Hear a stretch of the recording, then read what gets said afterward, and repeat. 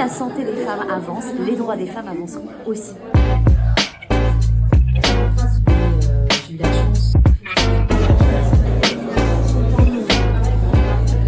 La Fédération hospitalière de France a toujours été et restera une vigie de la santé des femmes. Parce que si nous n'avons pas de maîtrise de notre corps, si nous n'avons pas de contrôle de notre corps, alors aucun projet d'égalité ne peut évidemment aboutir. Aller plus loin aussi pour les droits, c'est évidemment la question de la santé des femmes, trop souvent ignorée, décalée, insuffisamment remboursée. Fêter l'anniversaire tout de même de la loi Veil qui a été un marqueur extrêmement important de libération de la parole de la femme. Voilà, grand événement porté par la FHF. En France, c'est pas des centaines de cas, c'est sans doute des milliers de cas qui concernent des femmes, des hommes, mais surtout aussi des enfants dans des cas d'inceste. Pouvoir prendre vraiment en compte la femme dans le parcours médical, c'est très important qu'elle soit prise en compte dès la recherche fondamentale.